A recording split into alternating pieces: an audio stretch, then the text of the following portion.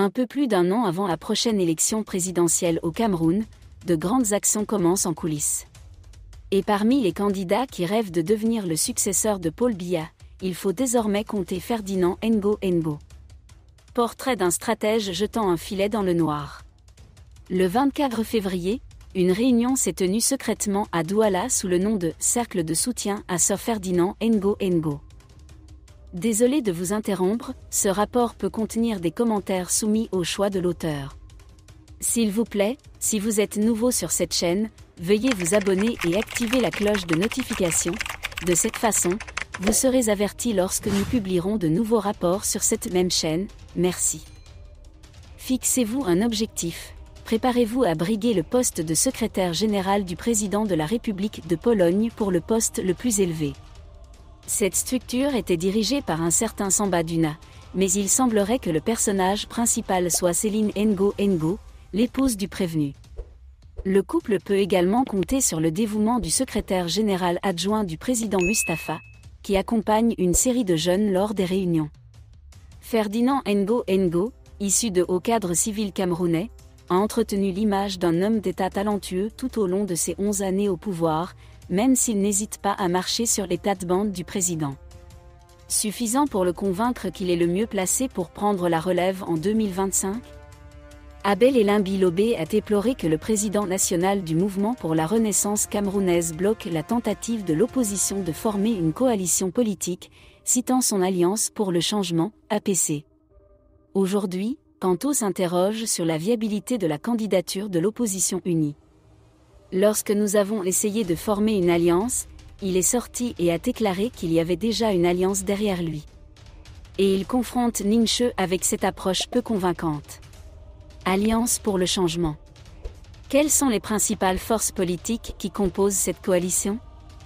Lui-même est un zéro et il est soutenu par des gens qui sont zéro, a déclaré Abel Elimbi Lobé dans l'émission « Libre Expression » sur Info TV.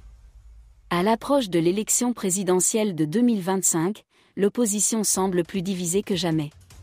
En effet, cette initiative a été fondée par le professeur Olivier Billet.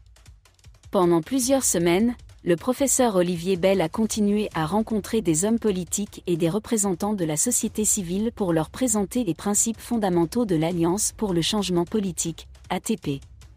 Dans la même émission politique, Abel Elimbi Lobé a rappelé que le Mouvement pour la Régénération du Cameroun, RDC, de Maurice Kamto avait refusé de participer aux élections de 2020 pour aider le RDPK à accéder au pouvoir législatif.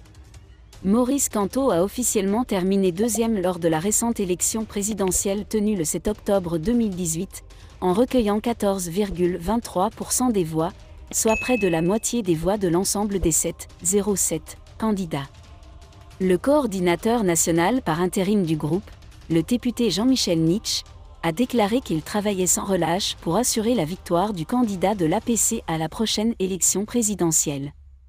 Il a ajouté qu'il n'avait aucune intention de distraire quiconque pourrait tenter de l'empêcher d'atteindre ses objectifs. Ainsi, le député Nicheux a spécifiquement mentionné tous ceux qui ont déclaré une association avec l'opposition et n'a pas exclu de rejoindre la coalition des forces de l'opposition pour la prochaine élection présidentielle. Il a critiqué la manière dont le candidat désigné souhaite imposer l'approche du complexe militaro-industriel. Sur eux, qui, à leur avis, devraient être nommés selon le principe du consensus, même lors des primaires, affirme entre autres le leader du Parti camerounais de la Réconciliation nationale, le député Cabral de Libye. Ce dernier, arrivé troisième à la dernière élection présidentielle, a annoncé soutenir l'initiative du président du Parti de la Libération, Olivier Billet, de créer l'Alliance pour le changement politique au Cameroun, ATPC. Merci d'être resté avec nous jusqu'à ce point, comme toujours pour promouvoir la liberté d'expression.